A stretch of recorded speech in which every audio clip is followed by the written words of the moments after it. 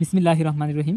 আজকে আমরা কথা বলব বাংলাদেশের সাথে তুরস্কের যে সম্পর্ক এবং সেই সাথে তুরস্কের সাথে বাংলাদেশের একটা ভবিষ্যৎ, হ্যাঁ? নিয়ে আজকে একটা কথা বলব।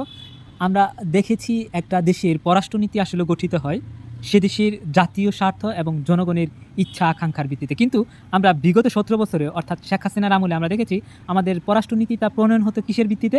এটা হচ্ছে আওয়ামী লীগের যে দলীয় হচ্ছে লাভের ভিত্তিতে এবং ভারতের যে কৌশলগত অবস্থানের ভিত্তিতেই কিন্তু আমাদের দেশের যে পররাষ্ট্রনীতি প্রণয়ন এবং হচ্ছে বাস্তবায়ন হতো। কিন্তু বর্তমান যে সময়টা, এই সময়টা কিন্তু বাংলাদেশ জাতীয়তাবাদী দল যেটা হচ্ছে বিএনপি, তারা হচ্ছে সরকার গঠন করেছে এবং it is the high time to make a good policy, a good foreign policy. অর্থাৎ এটা একটা সময় যে বাংলাদেশের হচ্ছে এটা একটা উপযুক্ত সময় যে আমরা যাতে সুন্দর এবং হচ্ছে জনগণের আকাঙ্ক্ষা এবং আশা এবং আমাদের জাতীয় স্বার্থ এবং আমাদের জাতীয় স্বার্থের ভিত্তিতে কিন্তু আমরা আমাদের পররাষ্ট্রনীতিটা প্রণয়ন করতে পারি।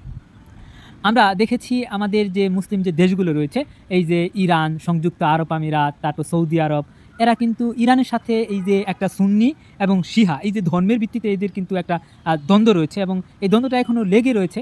এই দ্বন্দ্বের জন্য হচ্ছে ইরানের সাথে সৌদি, ইরানের সাথে আরও যে সংযুক্ত আরব, দ্যাটস মিনস সুন্নি এবং হচ্ছে শিয়া, এই দুইটা দ্বন্দ্ব রয়েছে। আবার এই দুইটা দ্বন্দ্বের মাঝখানে থাকলেও বাংলাদেশ কিন্তু ইরানের সাথেও ভালো সম্পর্ক রেখেছে, আবার সৌদি আরবের সাথে ভালো সম্পর্ক রেখেছে, সংযুক্ত আরব আমিরাতের সাথেও ভালো সম্পর্ক রেখেছে। এবং এই সম্পর্কটা যে কিসের ভিত্তিতে, এটা আমরা আমাদের ধর্মের এই বিষয়টাকে একটু হচ্ছে যে দূরে রেখে আমরা এটা কার ভিত্তিতে এই আমরা সম্পর্ক রেখেছি, এটা হচ্ছে আমাদের শ্রম যে রপ্তানি, এটার ভিত্তিতে আমাদের প্রবাসী আয় এবং বাংলাদেশের জাতীয় স্বার্থের ভিত্তিতে আমরা কিন্তু এই সম্পর্কটা রেখেছি। অন দ্য আদার হ্যান্ড আমাদের সাথে পাকিস্তানের যে মুসলিম দেশ, তারা সুন্নি, যে তাদের সাথে আমাদের ধর্মের ভালো একটা যে মিল রয়েছে এবং এই মিল থাকার পরেও কিন্তু তাদের সাথে আমাদের ভালো একটা সম্পর্ক যে বিগত সময় হয়ে ওঠেনি। এর কারণ হচ্ছে ১৯৭১ সালের একটা মহান মুক্তিযুদ্ধের প্রশ্নে হচ্ছে অধিকাংশ যে অধিকাংশ বাংলাদেশি কিন্তু এই বিষয়ে হচ্ছে পাকিস্তানের সাথে কন্ট্রাডিক্ট। শুধু নট অনলি দ্যাট, হচ্ছে এই যে আওয়ামী লীগ যে দীর্ঘ সময় এই দেশে ছিল, তারা হচ্ছে ভারতকে প্রাধান্য দিয়ে আসছে। দ্যাটস ওয়াই পাকিস্তানের আর এদিকে হচ্ছে বাংলাদেশের সাথে সম্পর্ক তেমন তো ভালো করবে, হচ্ছে যে ভালো করার যে একটা ইচ্ছা তারা কিন্তু প্রকাশ করে না। কিন্তু সম্প্রতি কিন্তু পাকিস্তান বাংলাদেশের দিকে ভালোই ঝুঁকছে, আমরা দেখলাম।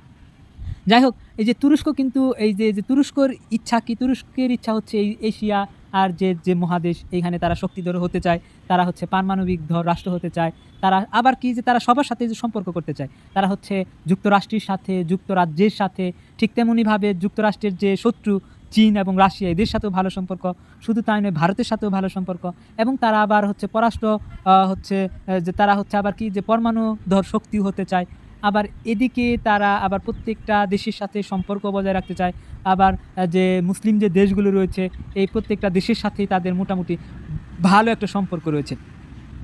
সো এদের যে পররাষ্ট্রনীতির সাথে আবার বাংলাদেশের পররাষ্ট্রনীতি এর সাথে মিলে যায়। যেমন বাংলাদেশ সবার সাথে যে বন্ধুত্ব, কারোর সাথে শত্রুতা নয়, এই সম্পর্কের ভিত্তিতে কিন্তু বাংলাদেশ তুরস্কের সাথে একটা সম্পর্ক করতে পারে। বাংলাদেশ তুরস্ক থেকে যে বাংলাদেশের যে সামরিক যে সরঞ্জাম, তারপর হচ্ছে ব্যবসা বাণিজ্য, তারপর হচ্ছে বিদ্যুতের যে কাঁচামালগুলো, আমরা কিন্তু এগুলা যে তুরস্ক থেকে কিন্তু আমরা আমদানি করতে পারি। এবং তুরস্কে ২০১৯ সালে তারা একটা হচ্ছে যে পলিসি করেছিল, এটা হচ্ছে নিউ এশিয়া, এরকম একটা পলিসি। এবং এই পলিসির মূল লক্ষ্য হচ্ছে যেই দেশগুলো হচ্ছে মানে উন্নয়নশীল যে দেশগুলো, এই দেশগুলোকে নিয়ে হচ্ছে তারা হচ্ছে খুব দ্রুত হচ্ছে উন্নতর দিকে, বা তারা এই দেশকে সাথে নিয়ে তারা কিন্তু হচ্ছে ওই দেশের উন্নয়নে তারা কাজ করতে চায়। যেমন বাংলাদেশের মতো যে উন্নয়নশীল দেশ, এই দেশগুলো নিয়ে তাদের কাজ করার তীব্র আকাঙ্ক্ষা রয়েছে।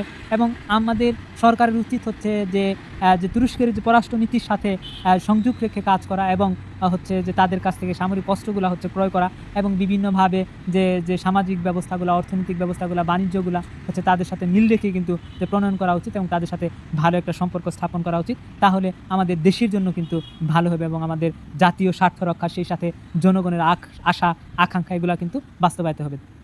ধন্যবাদ। আসসালামু আলাইকুম।